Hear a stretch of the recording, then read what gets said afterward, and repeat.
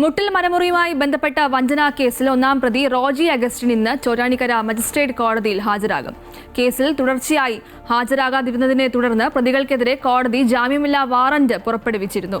പിന്നാലെ കേസിലെ രണ്ടാം പ്രതി ആൻഡ്രൂ അഗസ്റ്റിനും മൂന്നാം പ്രതി ജോസഫ് കുട്ടി അഗസ്റ്റിനും കഴിഞ്ഞ ദിവസം കോടതിയിൽ ഹാജരായിരുന്നു. തുടർന്ന് കോടതി ഇവരുടെ വാറന്റ് പിൻവലിച്ചു. വയനാട്ടിൽ നിന്ന് അനധികൃതമായി മുറിച്ചു കടത്തിയ മരങ്ങൾ വനം വകുപ്പ് പാസ് ഉണ്ടെന്ന് തെറ്റിദ്ധരിപ്പിച്ച് വിൽപ്പന നടത്തി വിശ്വാസവഞ്ചന നടത്തിയെന്നാണ് കേസ്.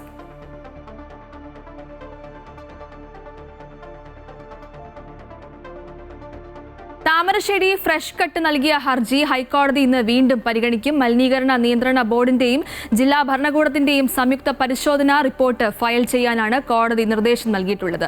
ജില്ലാ കളക്ടർ വിശദ റിപ്പോർട്ട് സമർപ്പിച്ചേക്കും. വിവരങ്ങളുമായി അഡ്വക്കേറ്റ് രാജേഷ് ചേരുന്നുണ്ട്. രാജേഷ്, ഈ ഫ്രഷ് കട്ട് വിഷയത്തിലെ ഹർജി ഇന്ന് ഹൈക്കോടതി പരിഗണിക്കുന്നുണ്ട്. എന്തൊക്കെ കാര്യങ്ങളായിരിക്കും ഹൈക്കോടതി അതിൽ കാണുക?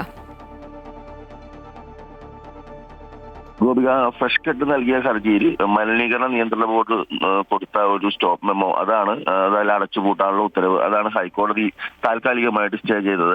അതിൽ പ്രഥമ ദൃഷ്ട്യാ ഈ പറയുന്ന ആരോപണങ്ങൾക്കുള്ള തെളിവുകളൊന്നും കാണുന്നില്ല എന്നുള്ളത് ഒരു വിലയിരുത്തിയാണ് ഏതായാലും പെട്ടെന്ന് തന്നെ ഒരു സ്റ്റേ അവർക്ക് സമ്പാദിക്കാൻ പറ്റിയത്. പക്ഷേ അതിനുശേഷം ഹൈക്കോടതി ജില്ലാ ഭരണകൂടത്തോടും മലിനീകരണ നിയന്ത്രണ ബോർഡിനോടും സംയുക്തമായി അവിടെ പരിശോധന നടത്തി ഈ കാര്യങ്ങളെല്ലാം വിലയിരുത്തിയ ഒരു പരിശോധനാ റിപ്പോർട്ടാണ് ഇപ്പോൾ ചോദിച്ചിട്ടുള്ളത്.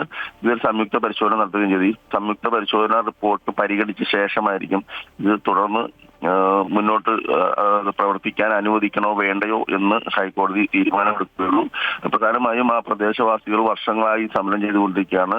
അവിടുത്തെ കോഴിക്കോട് ഭാഗത്തൊക്കെയുള്ള മുഴുവൻ കോഴി മാലിന്യങ്ങളും കൊണ്ടുവന്ന് സംസ്കരിക്കാനുള്ള ഒരു പ്ലാന്റ് അവിടെ നടത്തുന്നു. അതിൽ നിന്നും ഈ പറയുന്ന പ്രദേശവാസികളുടെ ഏറ്റവും വലിയ ആരോപണം മാലിന്യജലം ഒഴുകി മറ്റ് സമീപത്തുള്ള വീടുകളിലും ഒക്കെ അവർക്ക് ശല്യമാവുന്നു എന്നുള്ളതും വലിയ ആരോഗ്യ പ്രശ്നം ഉണ്ടെന്നുള്ളതുമാണ് അവിടെ സമരം ചെയ്യുന്നവരുടെ ഒരു വാദം.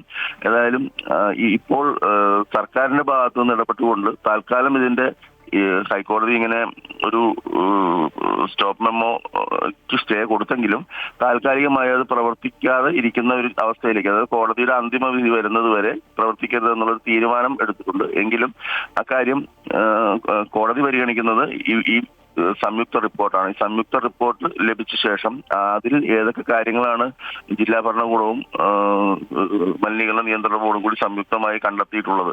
കാരണം മലിനീകരണ നിയന്ത്രണ ബോർഡിന്റെ ഉത്തരവിനെതിരെയാണ് ഫ്രഷ് കട്ട് ഹൈക്കോടതിയെ സമീപിച്ചത്. അപ്പോൾ അവരുടെ കണ്ടെത്തലുകളിലുള്ള പരാതികളാണ് ഉന്നയിച്ചിരുന്നത്.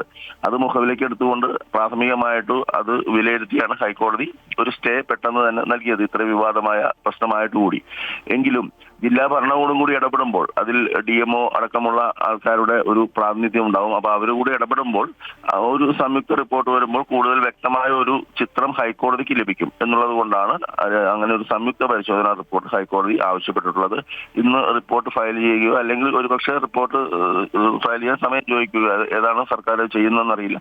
എങ്കിലും റിപ്പോർട്ട് ഫയൽ ചെയ്യുകയാണെങ്കിൽ അതിൽ വിശദമായ ഒരു വാദം കേൾക്കും. അതിനുശേഷം ഹൈക്കോടതി ഇക്കാര്യത്തിൽ ഒരു അന്തിമ തീരുമാനമെടുക്കും.